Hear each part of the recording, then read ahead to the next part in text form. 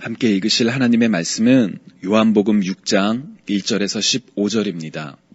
그 후에 예수께서 디베라의 갈릴리 바다 건너편으로 가심에 큰 무리가 따르니 이는 병자들에게 행하시는 표적을 보았음이러라.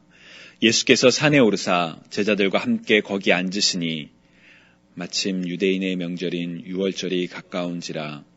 예수께서 눈을 들어 큰 무리가 자기에게로 오는 것을 보시고 빌립에게 이르시되 우리가 어디서 떡을 사서 이 사람들을 먹이겠느냐 하시니 이렇게 말씀하시면 친히 어떻게 하실지를 아시고 빌립을 시험하고자 하심이라. 빌립이 대답하되 각 사람으로 조금씩 받게 할지라도 200데나리온의 떡이 부족하리이다. 제자 중 하나 곧 시몬 베드로의 형제 안드레가 예수께 여짜오되 여기 한 아이가 있어 보리떡 5개와 물고기 2마리를 가지고 있나이다. 그러나 그것이 이 많은 사람에게 얼마나 되겠사옵나이까. 예수께서 이르시되 이 사람들로 앉게 하라 하시니 그곳에 잔디가 많은지라. 사람들이 앉으니 수가 5,000명쯤 되더라. 예수께서 떡을 가져 축사하신 후에 앉아있는 자들에게 나눠주시고 물고기도 그들에게 그렇게 그들의 원대로 주시니라. 그들이 배부른 후에 예수께서 제자들에게 이르시되 남은 조각을 거두고 버리는 것이 없게 하라 하시므로 이에 거두니 보리떡 5개로 먹고 남은 조각이 12바구니에 찼더라. 그 사람들이 예수께서 행하신 이 표적을 보고 말하되 이는 참으로 세상에 오실 그 선지자라 하더라. 그러므로 예수께서 그들이 와서 자기를 억지로 붙들어 임금으로 삼으려는 줄 아시고 다시 혼자 산으로 떠나가시니라. 아멘. 오늘 우리가 함께 읽은 이 본문은 오병이어의 기적으로 잘 알려진 사건입니다. 많은 사람들이 예수님을 쫓아왔습니다. 그들에게 먹을 것을 주고자 했지만 먹을 것이 없었습니다. 그때 한 제자가 떡 5덩이와 물고기 2마리를 가진 아이를 데리고 옵니다. 예수님께서 축사하신 후에 이 음식들을 나눠주었는데 모인 모든 사람들, 여성과 아이를 제외하고 5,000명이 넘는 남성들에게 음식을 제공해 주고도 12강줄이나 남았다는 놀라운 이야기입니다. 이 이야기는 마태, 마가, 누가, 요한복음 모든 복음서에 기록되어 있을 뿐 아니라 비단 그리스도인이 아니라 할지라도 한 번쯤은 들어봤을 정도로 널리 알려져 있는 성경 속 사건 중에 하나입니다. 아마 여러분들께서도 이 본문의 내용은 이미 익히 여러 차례 들어보셨을 것입니다. 그런데 여러분들은 이 본문을 들으시며 이 본문을 읽으실 때마다 어떤 생각을 하시나요? 저는 이번에 설교를 준비하면서 오병이어 사건을 바라보는 다양한 시각이 있음을 알게 되었습니다. 어떤 사람들은 언어학적으로 접근하면서 사실 이때 먹었던 5,000명의 사람은 5,000명의 남자들이 아니라 5명의 천부장들이 먹은 사건이었다라고 해석을 하기도 합니다. 또 어떤 사람들은 계몽주의적 입장, 곧 성경을 합리적으로 해석하려는 관점에서 이 사건은 한 어린아이가 자신이 가진 빵과 물고기를 예수님께로 가져 나오는 것을 보고 당시에 모여있던 사람들도 각각 자신들이 보관하고 있던 음식을 내어 놓았기 때문에 그렇게 많은 사람들이 먹고도 남을 수 있었던 것이라고 해석을 하기도 합니다. 얼핏 보면 두 해석 모두 그럴듯해 보입니다. 상식적으로 이해할 수 없는 그 기적이 이런 관점들로 접근하면 우리의 상식과 이성으로 설명할 수 있는 그럴듯한 일이 되어버리기 때문입니다. 물리적 인과관계론이 지배하는 현대사회에서 우리는 어쩌면 이런 식의 접근과 해석을 당연하게 받아들이고 있을지도 모르겠습니다. 어떤 하나의 일이 발생하기 위해서는 그에 합당한 원인과 상황이 존재해야 하며 그러한 합리적인 법칙을 벗어난 것은 존재할 수 없다는 가치체계가 이미 우리 안에는 뿌리 깊이 내려 있는지도 모르겠습니다. 그것의 바로 단적인 예는 이것은 불가능해 라고 선언적인 판단을 하는 것이지요. 그러나 여러분, 오늘 우리가 읽은 오병이어 사건은 바로 이런 우리의 상식적이고 합리적인 판단을 뒤집는 도전이며 그래서 우리에게 희망이 되는 사건입니다. 오늘 말씀을 통해 우리 믿음을 돌아보는 저와 여러분이 되시기를 주님의 이름으로 간절히 축원합니다. 먼저 오늘 본문 2절을 보면 예수님께서 병든 사람들을 고치는 것을 본 많은 사람들이 예수님께 나와왔음을 알 수 있습니다. 자신의 병도 혹시 고침을 받을까 하는 간절한 마음으로 예수님을 쫓아온 사람들도 있겠지만 아마도 그들 중에는 호기심 혹은 의심의 눈초리로 예수님께서 행하시는 기적을 확인하고 싶은 사람들도 있었을지도 모르겠습니다. 예수님께서는 그들이 어떠한 목적과 바램으로 자신을 쫓아왔는지에 상관없이 그들에게 먹을 것을 주고자 하셨습니다. 5절을 보면 예수께서 눈을 들어 큰 무리가 자기에게로 오는 것을 보시고 빌립에게 이르시되 우리가 어디서 떡을 사서 이 사람들을 먹이겠느냐라고 기록되어 있기 때문입니다. 우리는 예수님께서 우리 인간들을 얼마나 사랑하셨는지를 알고 있습니다. 그 사랑이 너무나도 크기 때문에 하나님의 아들로서는 도저히 어울리지 않는 존재, 곧 죽을 수밖에 없는 인간이 되셨고 단순히 인간의 형체를 가지셨을 뿐만 아니라 사람들로부터 온갖 조롱과 고통 그리고 죽음을 통해 우리를 향한 놀라운 사랑을 보여주셨음을 잘 알고 있습니다. 그렇기 때문에 오늘 본문에서 별다른 설명이 없어도 예수님께서 자신에게 나온 이 사람들을 어떠한 마음으로 바라보고 계셨는지 쉽게 짐작할 수 있습니다. 그런데 오병이어 사건이 기록된 다른 복음서들을 보면 예수님의 마음을 우리가 보다 구체적으로 확인할 수 있습니다. 예를 들어 마가복음 6장 34절을 보면 예수께서 나오사 큰 무리를 보시고 그 목자 없는 양 같음으로 인하여 불쌍히 여기셨다고 기록되어 있습니다. 목자 없는 양같이 곧 어디로 가야 할지 어떻게 살아야 할지 알지 못하며 지켜주는 목자가 없기에 늑대나 사자와 같이 육식동물들의 공격에 노출된 바로 그 양 같음을 보시고 안타깝게 여기셨다는 뜻입니다. 그 안타까운 마음에 그들에게 먹을 것을 주고자 하셨지요. 비록 그들이 그 의미를 제대로 이해하지 못한다 할지라도 말입니다. 다시 5절로 돌아오면 예수님께서 제자인 빌립에게 물으셨습니다. 우리가 어디서 떡을 사서 이 사람들을 먹이겠느냐? 한 가지 주목할 점은 오늘 본문인 요한복음은 이 오병이어 사건을 둘러싼 3명의 인물들에 대해 간결하지만 각각의 행동을 구분하여 보여준다는 것입니다. 아까도 말씀드린 것처럼 오병이어 사건은 사복음서 모두에 기록되어 있습니다. 그러나 다른 복음서의 경우에는 예수님과 이름을 알 수 없는 제자들이 나눈 대화한 내용만 기록하고 있는 반면 요한복음은 빌립, 안드레, 그리고 이름 모를 한 아이, 이 3명을 구분하여 기록하고 있습니다. 그리고 이 3명의 다른 대응의 모습은 우리에게 믿음이 무엇인지를 구체적으로 보여줍니다. 먼저 예수님께서는 5절에 기록된 것처럼 빌립에게 물으셨습니다. 우리가 어디서 떡을 사서 이 사람들을 먹이겠느냐? 예수님께서 이렇게 빌립에게 물으신 이유는 바로 다음 절인 6절에 기록되어 있습니다. 이렇게 말씀하시면 친히 어떻게 하실지를 아시고 빌립을 시험하고자 하심이라.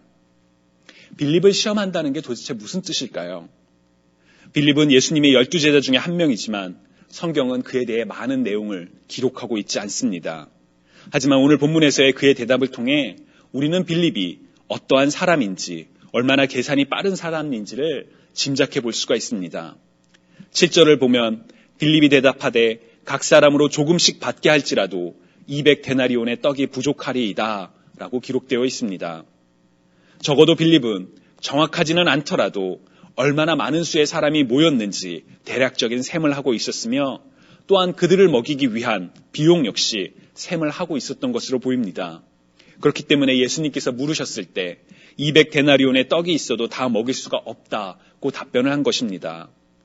1데나리온은 당시 노동자의 하루치 임금으로 200데나리온이라고 하면 반년 이상 적어도 8개월 정도의 일을 하여 벌 수 있는 상당한 금액입니다.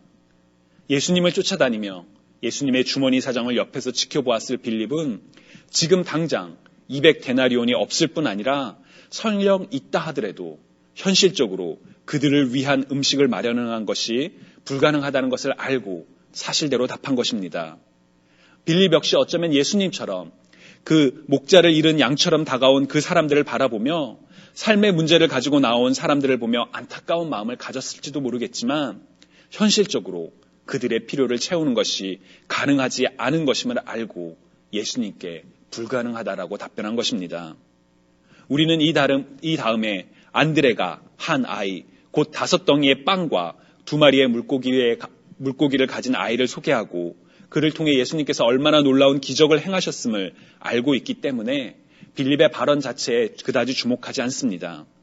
하지만 현재의 상황을 가늠하고 그에 대한 구체적인 대응책을 가진 빌립이야말로 오늘날 우리가 바라는 현실적이고 합리적인 사람의 전형이라고 할 수 있습니다. 우리는 하루에도 크고 작은 무수히 많은 선택을 하며 살아갑니다. 보통은 습관을 바탕으로 선택을 하는 일들이 많지요. 그러나 무언가 중요하거나 혹은 새로운 것을 시도할 때 우리의 판단 기준은 무엇입니까? 그냥 느낌대로, 마음이 가는 대로, 좋으니까 라고 선택을 할 수도 있지만 정말 그것이 매우 중요한 것이라고 한다면 우리는 예측 가능한 상황과 시나리오를 점검하고 그것을 토대로 이른바 합리적인 선택을 합니다. 빌립이 예수님께 답한 행동도 마찬가지였습니다. 상황을 판단하고 그에 따른 예측 가능한 시나리오를 세우고 그래서 불가능하다는 결론을 내린 것, 이른바 합리적인 사람이 취하는 일반적인 모습입니다. 빌립은 예수님의 시험을 통과했을까요? 예수님께서는 빌립의 답변에 가타부타 답변을 하지 않으셨고 성경도 오병이어 사건에 빌립에 대해 더 이상 설명하지 않습니다. 그럼에도 빌립과 다른 반응을 보인 안드레와 그가 데려온 한 아이로 인해 우리는 빌립의 선택이 합리적이었던 것일지는 모르겠지만 믿음의 선택은 아니었음을 알 수 있습니다. 안드레의 경우 9절에 기록된 것처럼 여기에 한 아이가 있어 보리떡 5개와 물고기 2마리를 가지고 있나이다. 그러나 그것이 이 많은 사람에게 얼마나 되겠사옵나이까? 라고 예수님께 이야기를 합니다. 현실적으로 불가능한 것을 불가능하다고 답변한 빌립과 달리 안드레는 자신이 알고 있는 것, 할 수 있는 것을 가져옵니다. 그러나 그 역시 그것이 이 많은 사람에게 얼마나 되겠사옵나이까? 라고 부정적인 의견을 피력합니다. 얼핏 보기에는 빌립의 반응과 안드레의 반응은 거의 다르지 않습니다. 이것은 불가능합니다. 라고 말을 하고 있는 것이니까요. 하지만 빌립과 안드레의 결정적인 차이는 안드레는 자신이 할 수 있는 일, 자신이 가지고 있는 것, 그것을 예수님께 가지고 나왔다는 것입니다. 안드레가 그 적은 음식을 통하여 예수님께서 놀라운 일을 행하시리라는 믿음이 있었는지 혹은 없었는지는 분명하지 않습니다. 하지만 그는 자신이 알고 있는 것, 할 수 있는 것을 가지고 나왔습니다. 이것뿐입니다. 자신의 판단으로는 가능해 보이지 않지만 그래도 예수님 앞으로 가져 나왔습니다. 제가 가진 것이, 우리가 가진 것이 이것뿐입니다. 이름은 기록되어 있지만 않지만 오병이어를 가져 나온 아이의 모습도 우리는 주목해 볼 필요가 있습니다. 우리말에는 그냥 보리떡 5, 물고기 2마리로 번역되어 있지만 학자들은 여기서의 떡은 사람이 먹는 것이 아닌 짐승을 위한 빵이었다라고 해석을 합니다. 즉 매우 작은 혹은 보잘것없는 그런 음식이라는 이야기지요. 어쩌면 그 적은 음식은 그 아이의 도시락이었을지도 모르겠습니다. 혹은 그 아이가 열심히 일하여 그날 하루에 벌었던 모든 수입이었는지도 모릅니다. 그것이 무엇이 되었든 간에 그것은 적은 혹은 아주 보잘것없는 것이었습니다. 하지만 그는 그것을 안드레에게, 그래서 결과적으로 예수님께 가져왔습니다. 예수님께서는 그 적은 것을 통해 놀라운 일을 행하셨지요. 안드레나 그 음식을 가지고 있던 아이가 예수님께서 행하실 일을 예상할 수 있었을까요? 아니요, 저는 그렇지 못했을 것 같습니다. 다만 예수님이니까, 다만 하나님의 아들이시니까 가지고 있는 것을 아마도 전부를 가져나왔던 것뿐입니다. 내가 가진 것, 내가 할 수 있는 것은 보잘것없지만 그 모습 그대로 가져나온 것입니다. 하지만 예수님은 그 작은 헌신, 믿음을 통해 우리가 상식적으로 이해할 수 없는 일을 행하셨습니다. 어쩌면 예수님께서 빌립에게 묻고자 하셨던 시험은 처음부터 바로 이 믿음에 대한 시험이 아니었을까요? 사람은 많고 돈은 없고 돈이 있어도 모든 이들을 위해 먹을 것을 구할 수 없는, 하늘을 보나 땅을 보나 현실적으로는 아무런 대안이 없는 그런 답답한 상황에서 빌립에게 물으신 시험은 그러한 상황이라 할지라도 내가 여전히 나를 믿고 온전히 의지하느냐라는 시험이 아니었을까요? 만약 오늘 우리의 삶 속에서 예수님이 같은 질문을 던지신다면 여러분은 어떠한 답변을 하시겠습니까?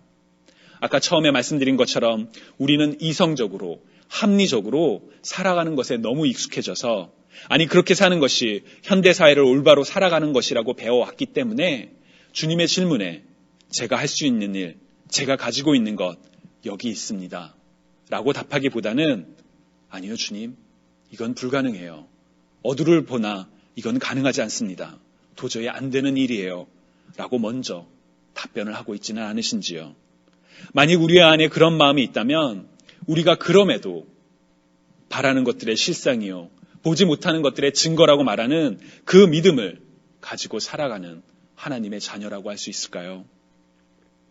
믿음의 선택은 이것이 실현 가능한 것인지 아닌지를 따지기보다는 우선 내가 가지고 있는 것을 그대로 하나님께 가져 나오는 것을 말합니다. 그것이 적은 것이든 큰 것이든 나의 상황과 나의 자격을 따지는 것이 아니라 전능하신 하나님 앞에 그 모습 그대로 가져 나오는 것입니다. 미약한 시작이 창대한 나중이 될 것이라는 희망을 꿈꾸는 것도 좋지만 그것의 여부를 떠나 하나님이 부르실 때에, 찾으실 때에, 누군가 도움이 필요한 이에게 사람을 보내고자 하실 때에 나 자신을 그대로 가지고 나오는 것입니다. 이를 계획하시고 행하실 이가 모두 하나님이심을 믿고 그대로 나아오는 것입니다. 그리고 바로 그때에 예수님께서 행하셨던 것처럼 하나님께서 우리의 삶에 놀라운 일을 행하실 것입니다. 왜냐하면 하나님이시니까요. 하나님이시기 때문입니다. 저는 이 말이 세상의 관점에서 보기에는 전혀 논리적인 말이 아니라는 것을 압니다. 그러나 믿음의 관점에서 이보다 더 합리적인 말은 없습니다. 하나님이시기 때문에, 우리를 사랑하시는 하나님이시기 때문에 온 우주를 창조하시고 나를 태초부터 그리고 나의 마지막 모든 것을 알고 계시는 하나님이시기 때문에 우리는 온전히 믿고 의지할 수 있는 것입니다. 여러분, 이 하나님을 온전히 믿고 계시는지요? 아까 미루었던 이야기로 마무리를 하려고 합니다. 예수님께서 그 작은 오병이어로 놀라운 기적을 행하셨을 때, 그래서 무엇이 믿음인지를 보여주셨을 때 안타깝게도 많은 사람들은 그 믿음의 선택을 깨닫기보다는 다시금 현실에 주저앉고 맙니다. 오늘 본문 14절에서 15절을 보면 사람들은 예수님께서 행한 표적, 곧 오병이어를 통해 5,000명이 넘는 사람들에게 음식을 주었던 기적을 보고 난 뒤에 예수님을 억지로 붙잡아다가 자신의 왕으로 세우고자 했다고 기록되어 있습니다. 오병이어 사건은 단순히 삶의 문제, 음식의 문제를 해결해 준 사건이 아니라 믿음이 무엇인지를 보여주는 영적인 사건임에도 불구하고 사람들은 그것을 제대로 이해하지 못했습니다. 그것은 마치 그들의 조상, 곧 이스라엘이 광야에서 만나를 얻었던 것과도 비슷한 상황이었습니다. 신명기 8장 3절을 보면 너를 낮추시며 너로 줄이게 하시며 또 너도 알지 못하며 내 열조도 알지 못하던 만나를 내게 먹이신 것은 사람이 떡으로만 사는 것이 아니요 여호와의 입에서 나오는 모든 말씀으로 사는 줄을 너로 알게 하려 하심이라 라고 기록되어 있습니다. 그럼에도 이스라엘 사람들은 이와 같은 모세의 선포와도 불구하고 만나에 담긴 영적인 의미, 곧 약속 가운데 채우시는 하나님을 깨닫지 못하고 매일 만나를 얻지 못하면 어떡하나 염려하며 하나님의 말씀을 불순종하거나 만나에 만족하지 못하고 다른 것을 찾곤 했었습니다. 그들의 조상과 같이 이스라엘 사람들은 여전히 믿음의 결과를 그대로 바라보지 못하고 단지 먹을 것이 채워지는 현실만 보고 그래서 예수님을 그들의 왕으로 세우고자 했었습니다. 그렇다면 우리는 어떤가요? 우리의 삶 속에서 오병이어와 같이 우리의 믿음을 통해 하나님께서 행하신 일들을 기억하고 계시는지요? 어쩌면 우리는 그러한 일들이 있기에 먼저 막았는지도 모릅니다. 믿음으로 바라보고 믿음으로 나아가기 전에 우리는 현실적인 계산과 판단 앞에 하나님의 일하심을 막았는지도 모릅니다. 바로 빌립처럼 말이죠. 불가능합니다. 이것은 가능하지 않아요. 라고 고백하면서 말이죠. 어쩌면 우리는 이미 그러한 일들이 오병이어와 같은 놀라운 사건들이 우리 삶에 일어났음에도 불구하고 그것이 하나님께서 일하셨기 때문에 일어났던 일이라고 깨닫기보다는 그 결과만을 바라보고 현실에 만족하며 살았는지도 모르겠습니다. 바로 예수님을 왕으로 세우려고 했던 이스라엘 사람들처럼 말이지요. 주님의 이름으로 사랑하는 성도 여러분, 믿음의 선택을 하시기 바랍니다. 믿음으로 삶을 바라보고 믿음으로 맡기며 우리가 가진 것이 무엇이든 우리가 처한 상황이 어떤 것이든 주님 여기 있습니다. 이게 제가 할 수 있는 일입니다. 이게 제가 가진 전부입니다. 라고 고백하며 나아오는 저와 여러분이 되시기를 주님의 이름으로 간절히 축원합니다. 우리 이 시간 함께 기도드리실 때 우리 삶을 돌아보는 시간을 가졌으면 좋겠습니다. 주님, 제가 믿음으로 저의 삶 가운데 하나님의 계획하심을 바라보고 있는지요? 주님, 제가 믿음으로 안드레와 그 이름 모를 아이처럼 하나님 앞에 나아가고 있는지요? 하나님, 저 역시 믿음의 삶을 살기 원합니다. 라고 고백하며 이 시간 함께 기도드리시겠습니다.